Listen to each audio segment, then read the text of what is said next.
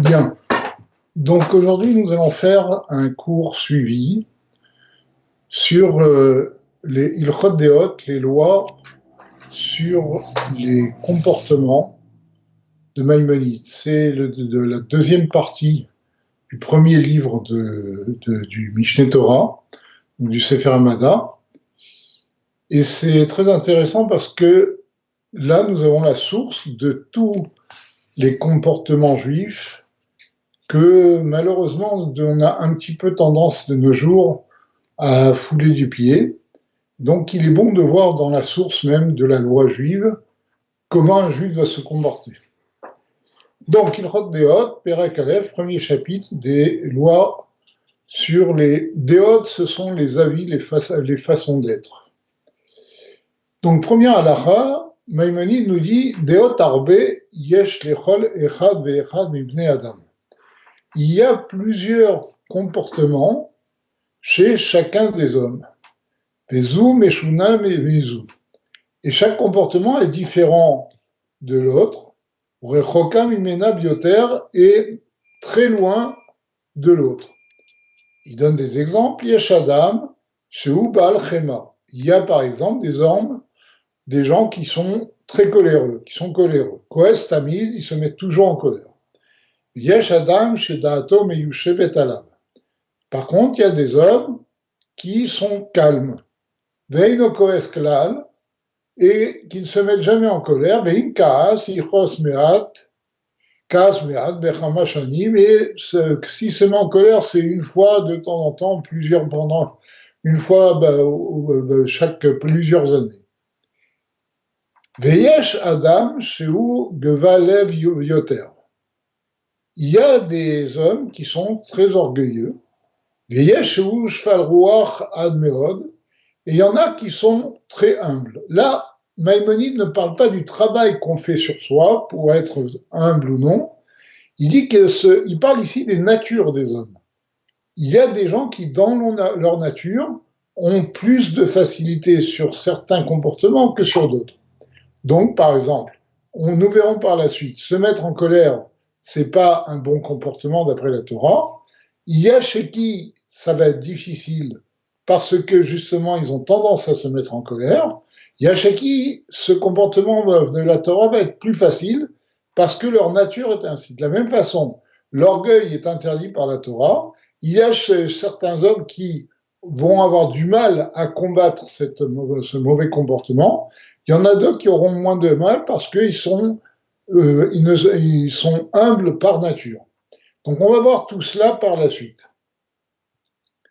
Veyesheu Baal Ta'ava, par exemple, dans notre exemple, il y a des gens qui ont des grands désirs matériels, Velotis Banafsho, mais alors Beta'avato, et il ne pourra pas se rassasier des désirs qu'il va remplir.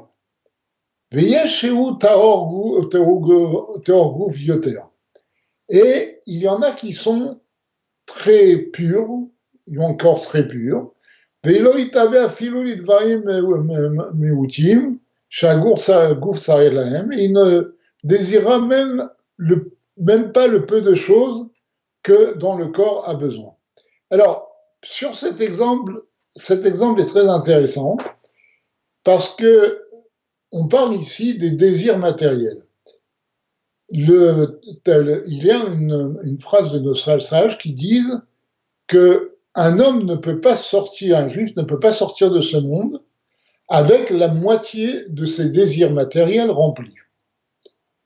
Le rabbi précédent rapporte cette citation de nos sages et il dit c'est très bizarre, parce que si un homme a la force et l'argent pour remplir ses désirs, il va sortir de ce monde rassasié de tous les désirs qu'il aura remplis. Donc comment ça paraît être un peu, ça paraît d'être un peu démagogique de dire que un juif ne peut pas sortir de ce monde avec ne serait-ce que la moitié de ses désirs remplis. Le rabbi précédent répond que non. En fait, le vrai désir d'un juif est de se rattacher à Dieu. Le problème, c'est que le Yetzer Hara, son mauvais penchant, le détourne de ce désir et lui fait connaître d'autres désirs pour le détourner du vrai désir de son âme. Et malheureusement, lorsque un juif sent qu'il va partir, que son âme va retourner vers Dieu, là, il ressent que tous les désirs matériels qu'il a eus n'ont pas satisfait son désir profond, qui était de s'attacher à Dieu. Et c'est pour ça, nous dit le rabbi précédent, qu'un juif ne peut pas quitter ce monde avec ne serait-ce que la moitié de ses désirs remplis. Parce que quel que soit le niveau de satisfaction matérielle qu'il aura, à la fin de sa vie, il se rendra bien compte que cette satisfaction n'était qu'illusoire et qu'en fait, le vrai désir qu'il avait, c'était d'attacher son âme à Dieu. Bien. Donc, en pratique, il y a le fait de lutter contre les désirs matériels va aussi dépendre de la nature de l'homme. Alors, on peut se poser la question comment c'est injuste. Parce que, comme on vient de dire, il y a des gens qui sont très humbles, des gens qui n'ont pas beaucoup de désirs matériels, des gens qui sont très calmes et qui ne se mettent pas en colère. Donc, pour eux, se comporter selon ce que la Torah demande, selon un comportement juif, ça va être beaucoup plus facile que les autres. Donc, où est leur mérite? En fait, il y a deux réponses à cela. D'abord, aucun homme n'est parfait. Et quand on parle des problèmes qu'un homme peut avoir, par exemple, un homme peut être coléreux, mais d'un autre côté, il peut ne pas avoir beaucoup de désirs matériels. Ou bien un homme peut être humble et avoir d'autres défauts. Donc chacun a ses qualités et ses défauts. Et donc, de toute façon, un homme n'étant pas parfait, chacun de nous vient avec les forces qu'il faut pour transformer ses défauts et les tourner dans le bon chemin. C'est la première explication. La deuxième explication, c'est une explication chassidique. En fait, même les qualités qu'un homme doit avoir, eh bien, il ne doit pas les avoir de façon naturelle, mais il doit les avoir parce que Dieu lui demande d'avoir ces qualités. Prenons l'exemple de la prodigalité. Comme Maïmonide va dire par la suite, il y a des gens qui sont très généreux et il y a des gens qui ne sont pas généreux du tout. Alors on pourrait se dire, quelqu'un qui est généreux est quelqu'un de bien. Il va donner la tzedaka largement et donc il fait ce que demande la Torah. Donc il n'a rien à faire de ce côté-là. Dans sa nature, il est généreux. La réponse, c'est que, en fait, même si quelqu'un est généreux, si sa générosité est naturelle, eh bien, ce n'est pas ce que Dieu demande. Je m'explique. Si quelqu'un, lorsqu'il fait la tzedaka, se sent satisfait, a un contentement de lui-même d'avoir donné, eh bien, c'est pas ce que Dieu demande. Dieu demande de donner parce que l'autre a besoin, non pas pour se sentir satisfait de donner. D'accord ? Il faut savoir dépasser le niveau naturel de nos sentiments. Même un sentiment qui est tourné vers Dieu, même un sentiment qui est bon, eh bien, ce sentiment peut être bon sans être tourné vers Dieu. Quelqu'un peut donner, non pas parce que il veut servir Dieu, il veut faire la mitzvah de tzedaka, mais au contraire, il donne parce que ça lui fait plaisir de donner et il a un self-contentement, il a une sorte de satisfaction personnelle de donner. Et donc, vous voyez que même quelqu'un, par exemple, qui est humble, il ne doit pas être humble par nature, il doit être humble comme la Torah demande. Et comme vous le savez peut-être, il y a une différence fondamentale entre quelqu'un qui est généreux par nature et quelqu'un qui est généreux parce qu'il s'est travaillé de façon à accomplir le commandement divin de la tzedaka, de la générosité. Quelle est la différence? C'est que lorsque quelqu'un donne par satisfaction personnelle, eh bien sa générosité va s'arrêter là où il n'a plus de satisfaction. Il ne va pas donner selon ce qu'il peut donner, même quelquefois il ne va pas donner selon ce qu'il doit donner. Comme vous le savez, d'après la loi juive, un homme doit s'acquitter de la mitzvah de tzedaka en donnant un dixième, entre un dixième et un cinquième de ce qu'il gagne. Donc, quelqu'un qui donne par satisfaction personnelle, même il peut arriver qu'il soit très riche et les sommes qu'il donne sont importantes aux yeux des gens. Mais par rapport à ce que lui possède, par rapport à ses revenus, ce qu'il donne est bien inférieur à 10%. Plus que ça, quelquefois, quelqu'un qui donne parce qu'il a envie de donner, il en tire une fierté, une satisfaction, ben lorsque ce qu'on lui demande dépasse son autosatisfaction et touche à la limite de sa générosité, ben il ne donnera pas, même s'il a la possibilité de donner. Or, si cet homme-là donnait la tzedaka parce que Dieu lui a demandé de le donner et qu'il se soumettait aux règles de la Torah par rapport à la tzedaka, eh bien, il ne donnerait pas selon ce qu'il a envie de donner, mais il donnera selon ce que la Torah lui demande de donner. Et comme nous verrons par la suite, il pourra même aller plus loin et dépasser ce que la Torah lui demande de donner, comme nous allons le voir un peu plus loin. Prenons la deuxième halakha. Veyesh Baal Nefesh Rechava, Shelo Tisba Nafsho Mikol Mamon Haolam. Il y a des gens très cupides qui ne seront jamais rassasiés même s'ils possèdent tout l'argent qui est dans le monde. Kinyan Sheneemar, comme il est dit dans l'Ecclésiaste, dans Kohelet, Oef Kesef, Lo Isba Kesef. Celui qui aime l'argent ne sera jamais rassasié par l'argent. Veyesh Mekatser, Shedayo Afilou Davar Muat, Shelo Spekulo, il s'affecte.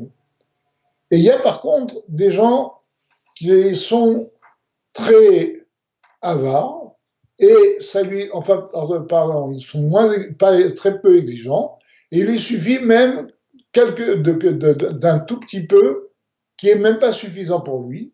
Velo Yirdov le Asik Kol Sorko, et il ne cherchera pas à obtenir tout ce dont il a besoin. Bon. Donc là, nous voyons deux comportements. Il y a le cupide et celui qui n'est pas du tout intéressé par la richesse, par l'argent, et même ils vivent chichement en dessous de ce qu'il a besoin. Vous savez, il y a une fois, le Rabbi de Lubavitch a cité un commentaire des Teilim, des psaumes, qui dit que Altas sim alay damim elokim, qui signifie ne mets pas sur moi du sang, mon Dieu. Et il dit que certains commentaires disent que ce verset signifie la chose suivante. Altasim damim elokim, altasim alay damim elokim. Ne mets pas pour moi l'argent comme une divinité. Et ça, c'est un problème, malheureusement, que l'on retrouve souvent. On retrouve souvent chez les gens le fait que l'argent devienne presque une divinité, comme le cupide que cite Maïmonide, qui ne vit que pour l'argent. Bien. Donc, ce sont des natures. Troisième halakha, veyesh, sheu mesagef atzmo beraha vekoel vetz al yado. Alors, il y a une troisième sorte de gens.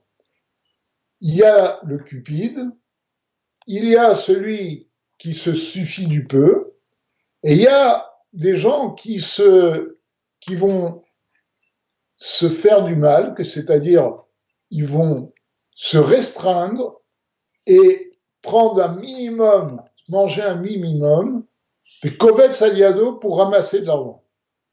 Ve'eino ochel pruta mishelo ela betsar gadol. Et il ne sort un centime de lui pour manger qu'avec grande difficulté.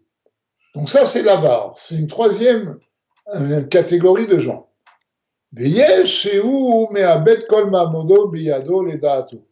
Par contre, il y a ce quatrième catégorie qui dilapident leur argent dès qu'ils l'ont et de façon volontaire. Valdrachim elou, shar kol hadeot. Et il dit donc, eh bien, il en va de même pour tous les autres comportements, kegon, mehulal, veonen, comme par exemple celui qui est toujours gai, qui est plus que gai, qui plaisante, veonen est celui qui est toujours triste. Vechilai, veshua, celui qui fait attention à son argent et celui qui le donne. Verzari, Verachman.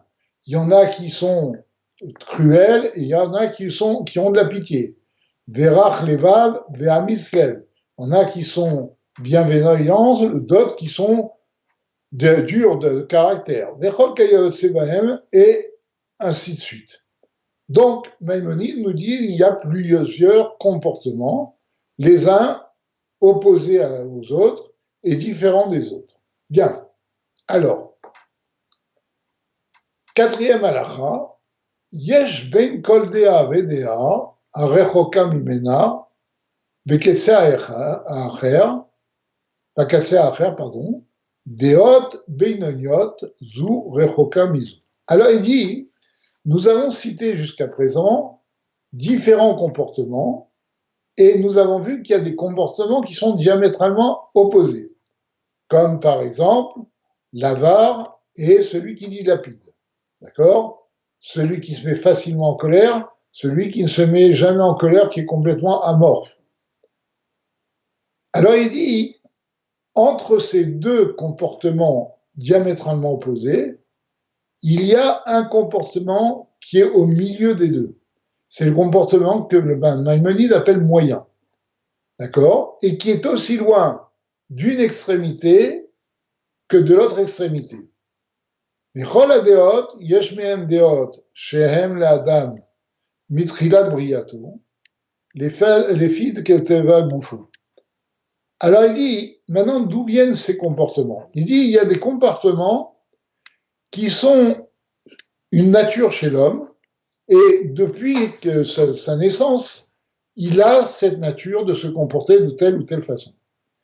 Veyesh mehem deot, shetivo shel adam ze, mechouvan, ve'atid lekabel, mechaven ve'atid lekabel otam, bimera yater mishar deot. Il dit par contre, il y a des comportements qui ne sont pas naturels chez l'homme, mais certains hommes ont la capacité, une facilité pour acquérir ce comportement.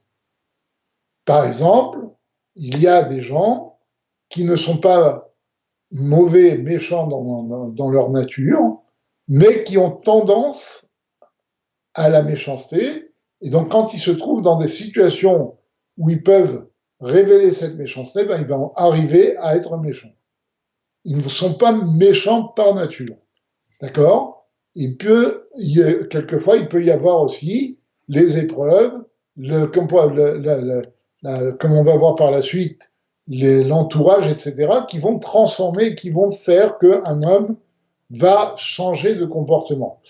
Mais ce que dit Maïmonide ici, c'est qu'en général, quand un homme change de comportement, quand il acquiert un comportement, c'est qu'il était déjà prédisposé à acquérir ces comportements. Veyesh mehem she'enan le'adam mitchilat briyato. Il y a par contre des comportements qui ne sont pas du tout naturels ni prédisposés pour l'homme. Et là, la madota me'acherim, mais il a appris à se comporter des autres, chez Nifne Lahem et Asmo, ou bien il s'est dirigé vers ses comportements de lui-même. Alors, une petite remarque, ici Maïmonide ne précise pas si c'est un bon ou un mauvais comportement. Les filles marchava chez Alta Belibo, selon la pensée qui va venir en lui, chez Shama, chez Zuzedea Tova Lo, ou bien parce qu'il a entendu que il est bon pour lui de se comporter ainsi, ou Baharaou il est et que c'est bien de se comporter ainsi. Donc là, on parle de catégories d'hommes qui n'ont pas vraiment des prédispositions pour un bon comportement, par exemple, mais qui, parce qu'ils ont compris que c'est une bonne chose de se comporter ainsi, on leur a expliqué le bien fondé de ce comportement, vont faire un effort sur eux-mêmes et vont acquérir ce comportement malgré leur non-disposition, leur non-prédisposition a priori, même si quelquefois ce comportement va contre leur nature, comme on va le voir. Veini gatsmoba achenikva. Et donc, il va se comporter ainsi jusqu'à ce que ça va devenir une seconde nature. D'accord?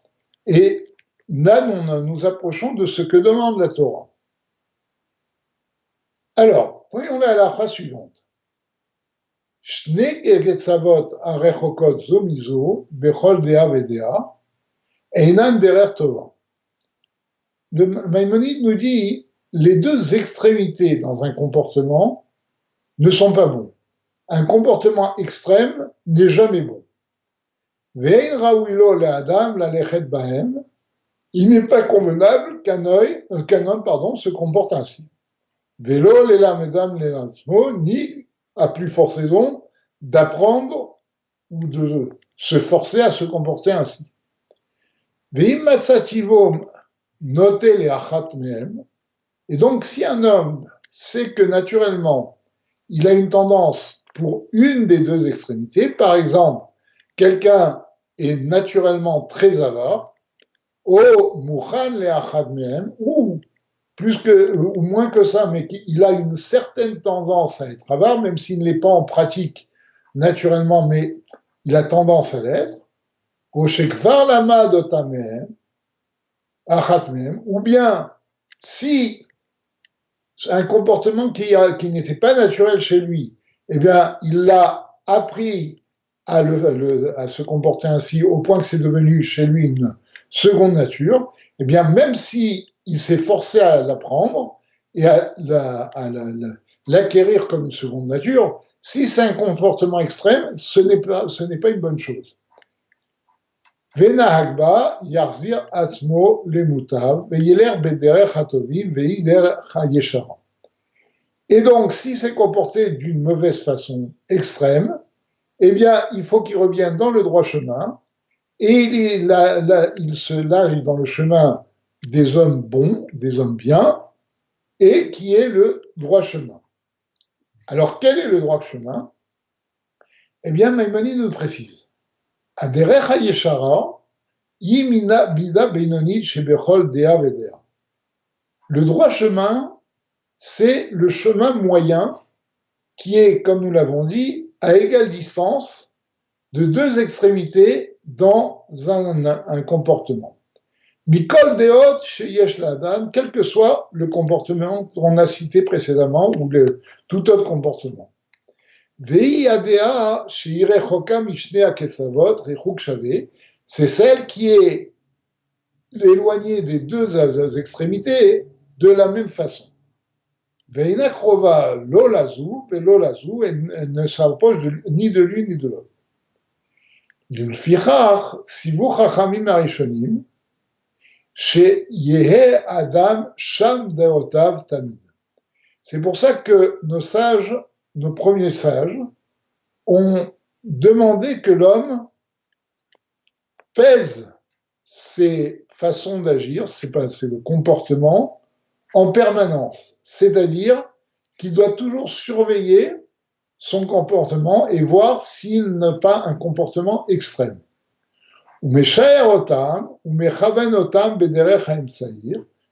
Donc il doit les évaluer et faire en sorte de se comporter de la façon moyenne.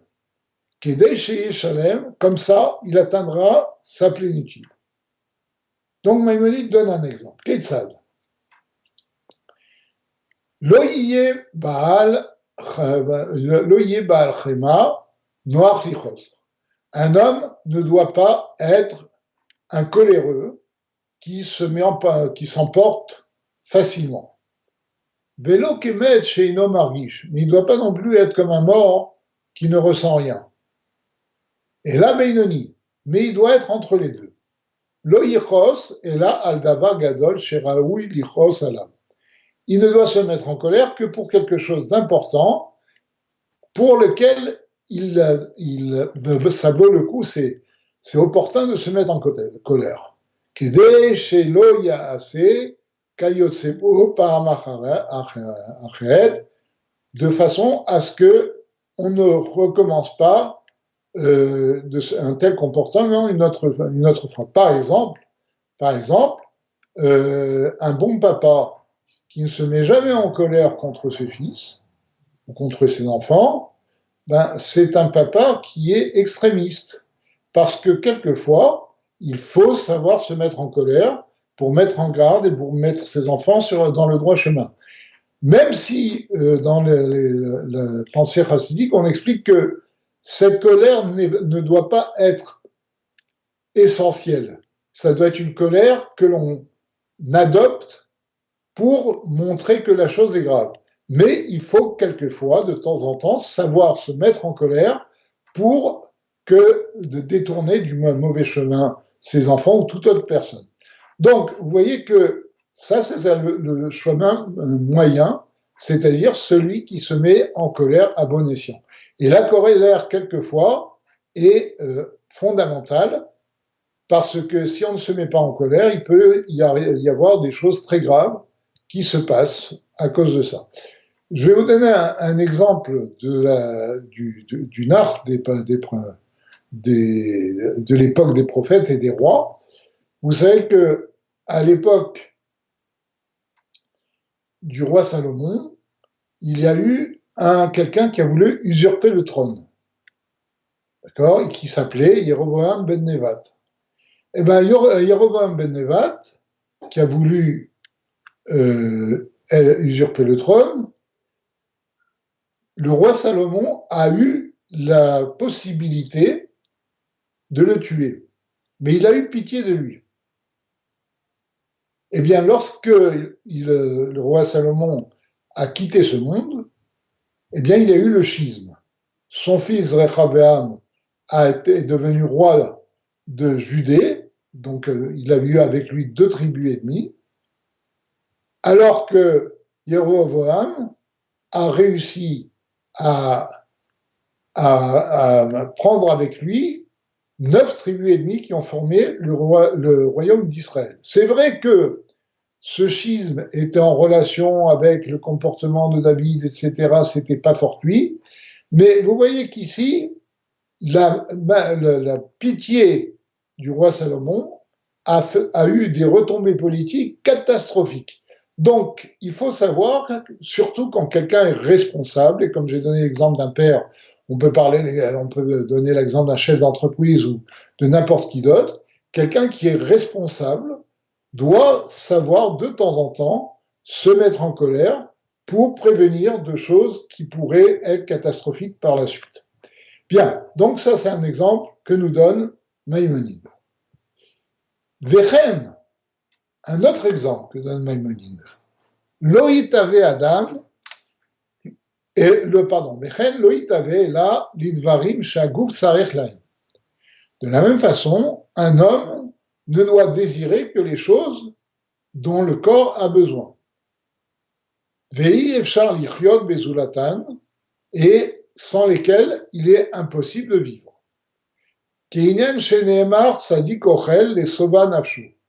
Comme il est écrit dans les proverbes du roi Salomon, eh bien, le juste mange pour se rassasier son âme. C'est-à-dire qu'un homme doit avoir un minimum de désir dans la matière, dans la mesure où il doit avoir au moins envie de manger pour pouvoir vivre. Vechen lo yeh amal be'esko, et là le'asik davar shetzarich lo, lechayeshar ke'inyan shenema tom ve'at letzadik. De la même façon, un homme ne doit se travailler que pour avoir suffisamment de quoi vivre. D'accord? Comme il est écrit, Tom me'at la tzadik, comme il est écrit, le juste, et pour le juste, il est bon d'avoir un petit peu. n'a pas besoin d'avoir plus que ce dont il a besoin. Alors ça, c'est un comportement qu'on voit dans le Talmud, qui est de nos jours pas très, très audible, parce que nous sommes dans une société de consommation et où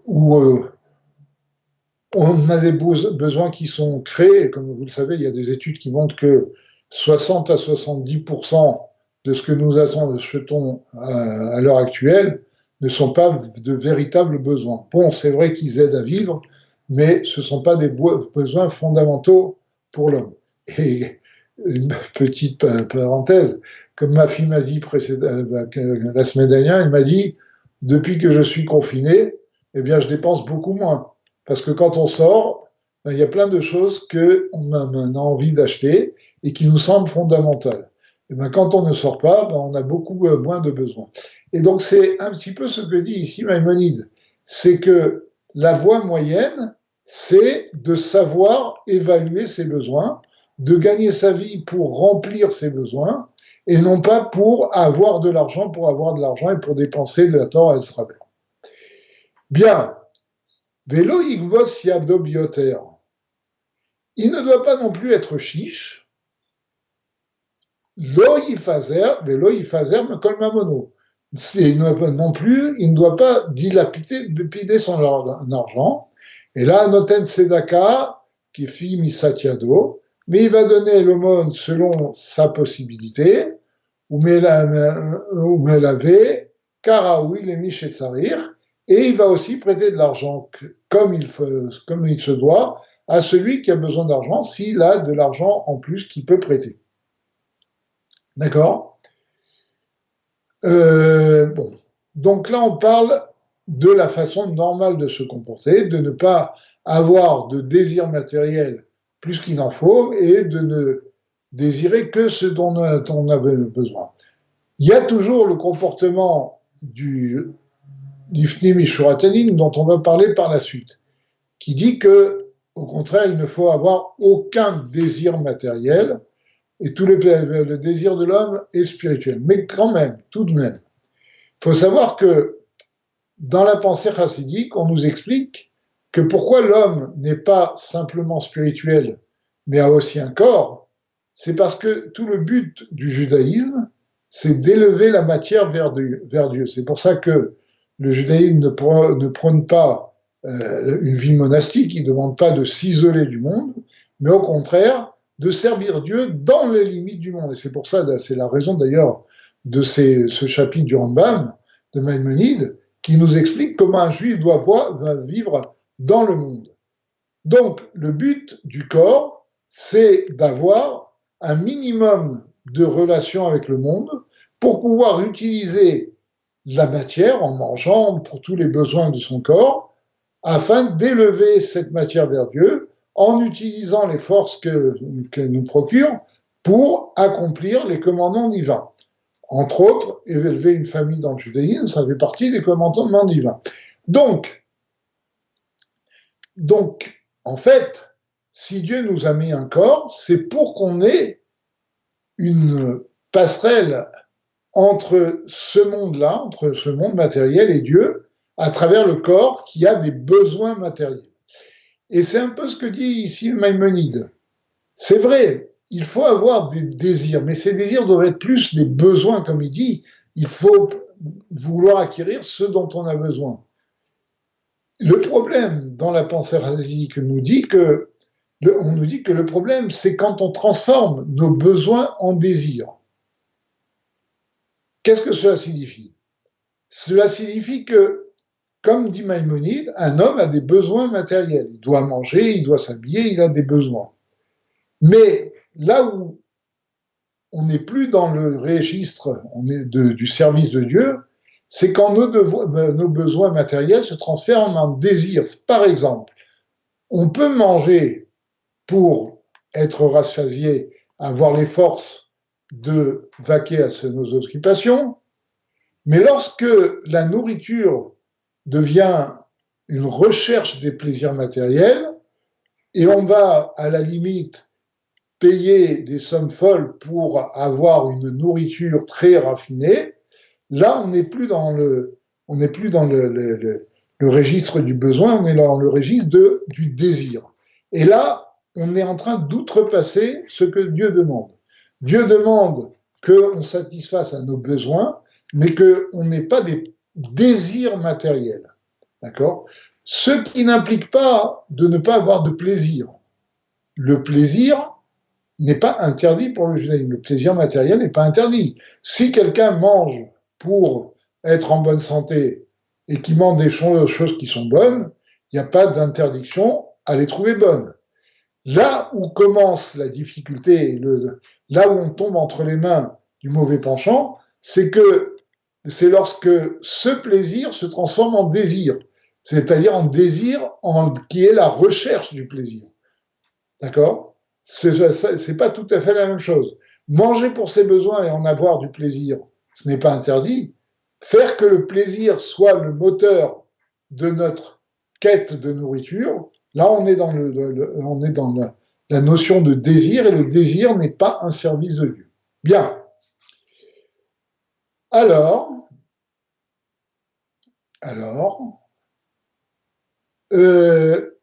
Velo yehe mehulal besochek, velo ase veonan. Un homme ne doit pas être non plus ni toujours très, comment dire, plus que joyeux, en train de rire, d'accord, mais il ne doit pas non plus être triste, d'accord. Et là, Saméar, Kol Yama Benachat.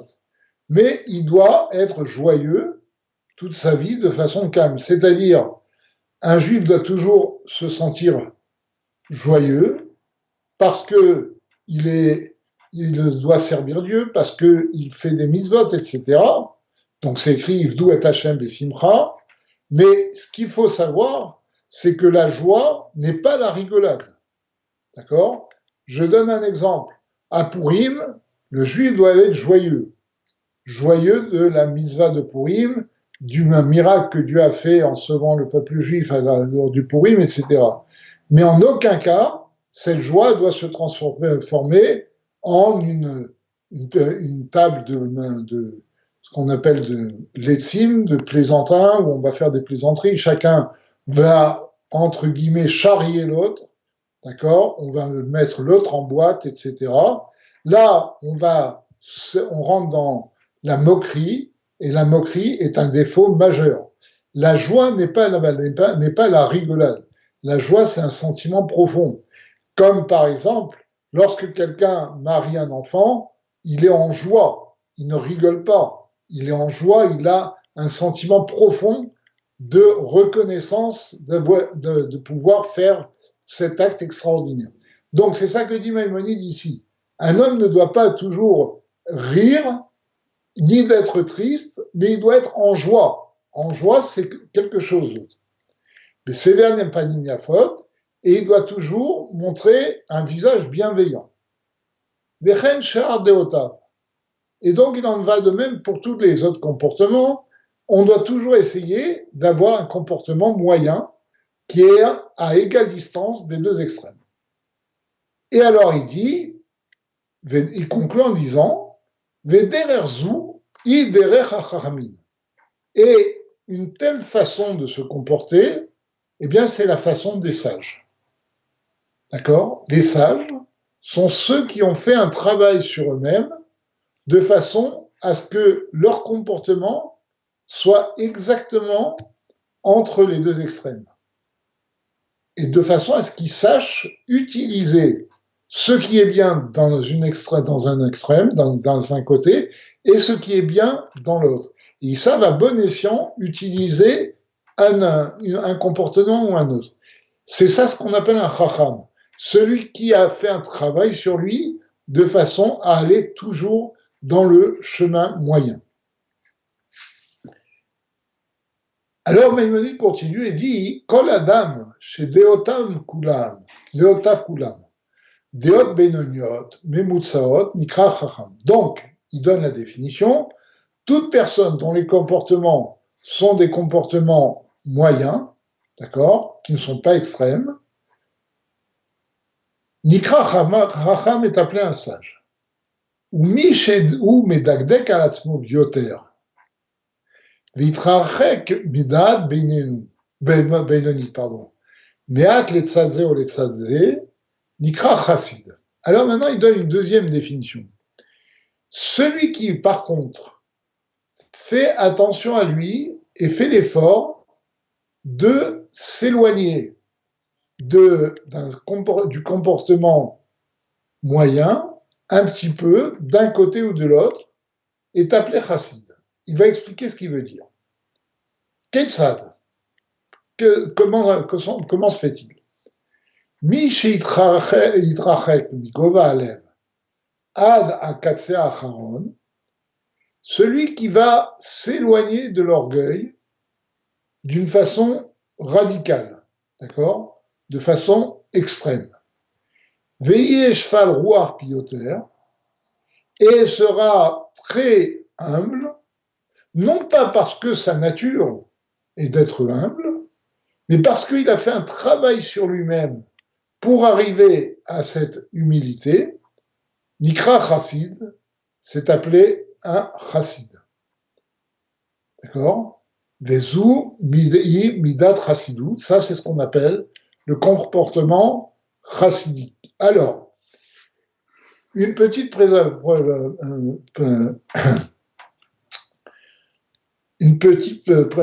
précision sur le mot chassid. Maïmonide ici vit à une époque où le chassidisme n'existe pas.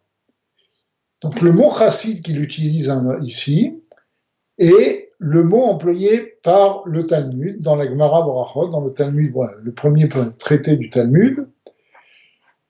Dans ce traité, on parle des chassidim arishonim, les premiers chassidim. Quels étaient ces premiers chassidim?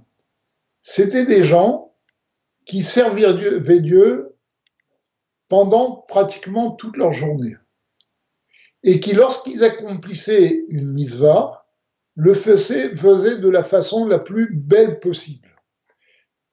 Et ils faisaient par exemple, alors, nos sages nous disent, celui qui veut devenir chassid doit étudier les lois qui régissent les relations humaines. Parce que justement, la caractéristique des chassidim arishonim, c'était de faire très attention de ne pas causer de dommages à son prochain.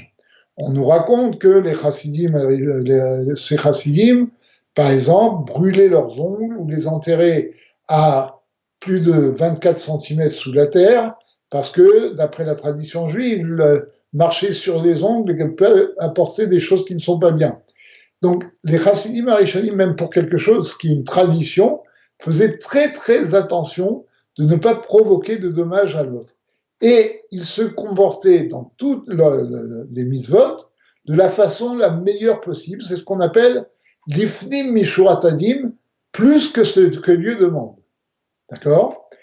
Et c'est pour cela que ce mot-là, ce mot de chassid, a été employé pour désigner les disciples du Baal Shem Tov, justement, qui est le fondateur du mouvement chassidique. Ce mot-là ne vient pas des chassidim eux-mêmes. C'était une plaisanterie qui était utilisée par les opposants au chassidim.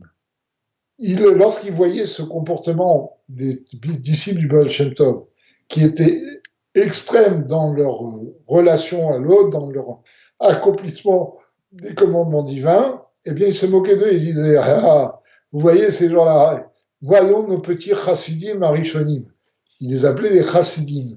Et donc, on commençait par les appeler les premiers chassidim, et à la fin, on les appelait les chassidim, et ce nom est resté au mouvement chassidique.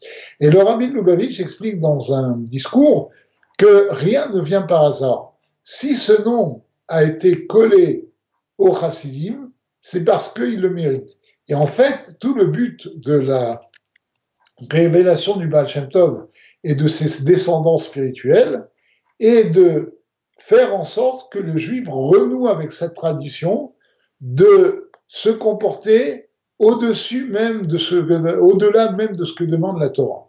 Et c'est pour cela que un chassid, c'est celui qui fait le hidour, qui, lorsqu'il accomplit une mitzvah, un commandement divin, il va le faire de la meilleure façon possible.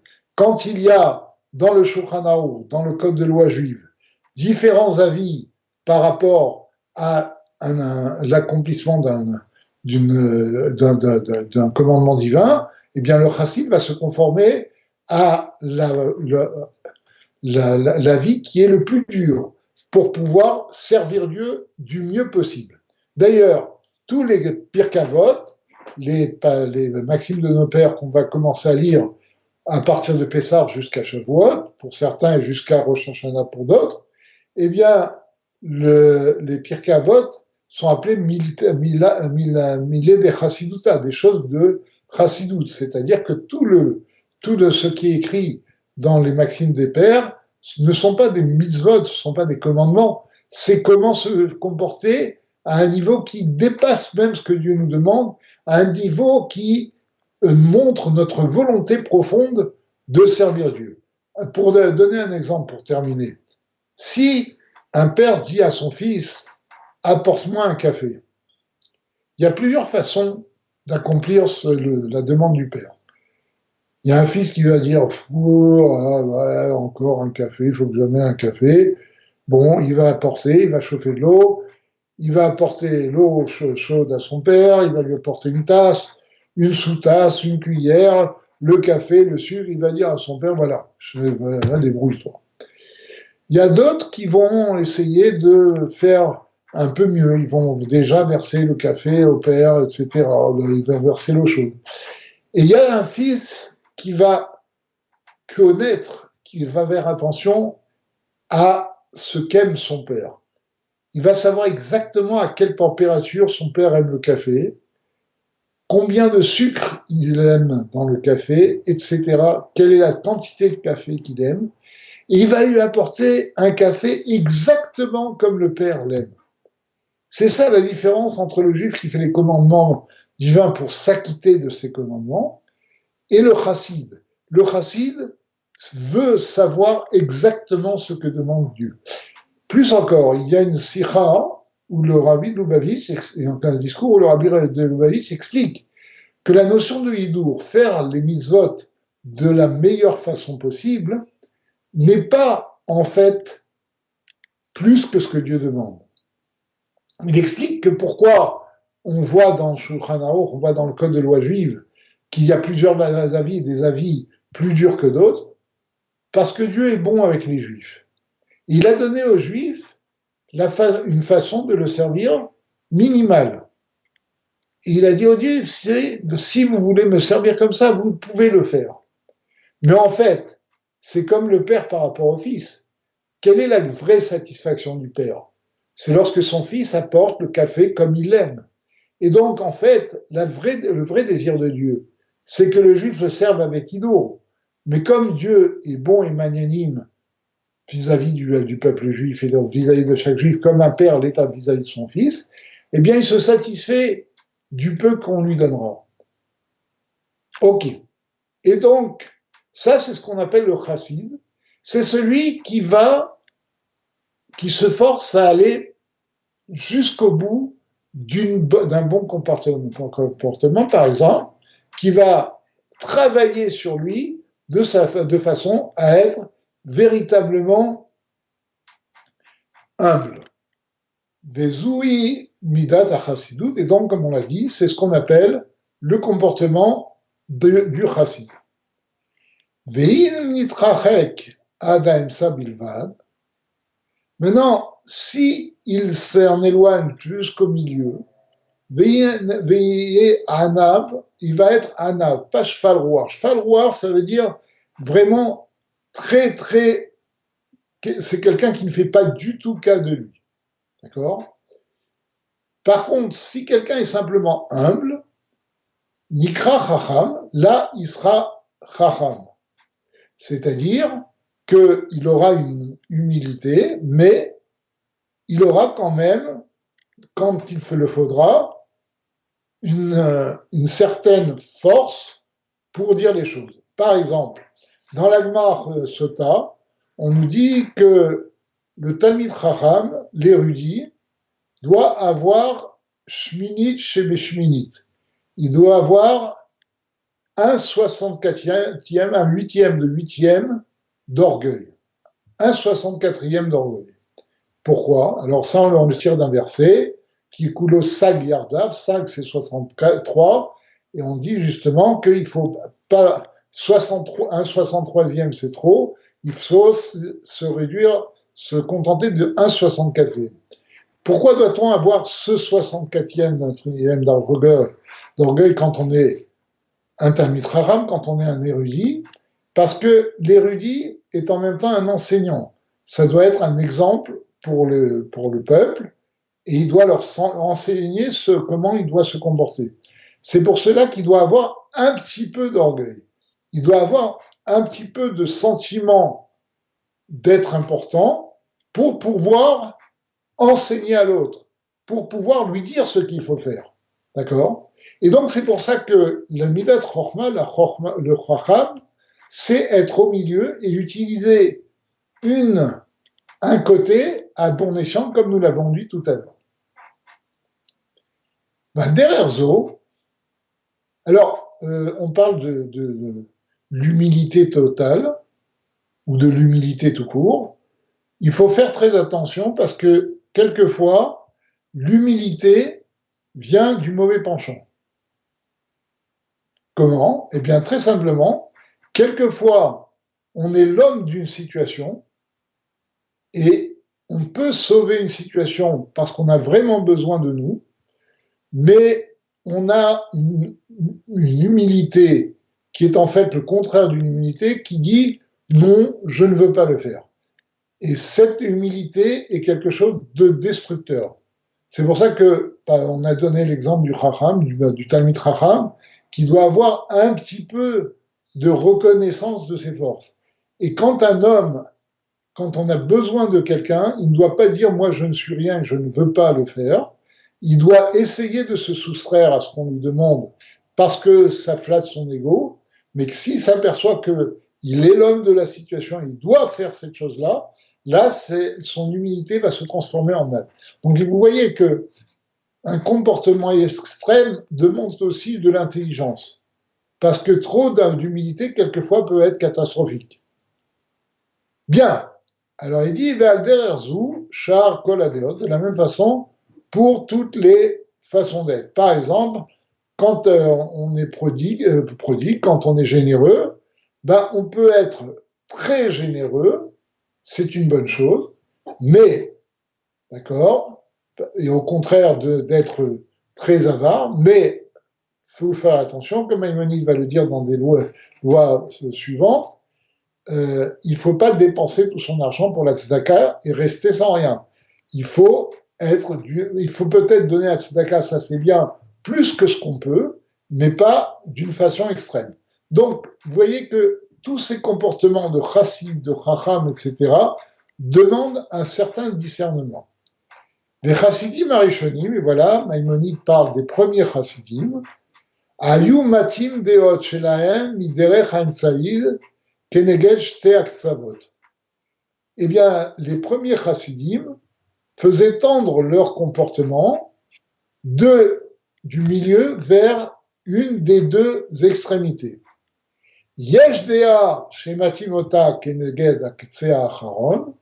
Il y a des comportements qui faisaient tendre du côté extrême d'un côté, veyesh dea shematimota keneged aketse arishon, et il y a des comportements qui faisaient tendre de l'autre côté. Par exemple, être très humble, c'est très bien, être très orgueilleux, c'est pas bien. Donc un chassid, c'est pas celui qui est très orgueilleux, c'est celui qui est très humble. De la même façon, ne pas avoir de désir matériel, c'est très bien. Avoir trop de désirs matériels, c'est pas bien du tout. Donc il est évident que chassid, c'est tendre vers une extrémité qui est la bonne extrémité. Ve-zeu lifnim mishuratadin. Et c'est ce qui est défini comme plus que la loi. Comme je vous l'ai dit, le chassid, c'est celui qui accomplissait les mitzvot à un niveau plus haut que le strict minimum, de façon à servir Dieu le mieux possible. La même chose dans son comportement, il allait plus que ce que le demande la Torah, et il allait dans le côté extrême dans son service de Dieu. Bien, eh bien, nous avons terminé 10 paragraphes de ces lois. Je vous donne rendez-vous, Bezrat Hashem, dimanche prochain, pardon, pour continuer ces lois de Maïmonide. Shavuot Tov.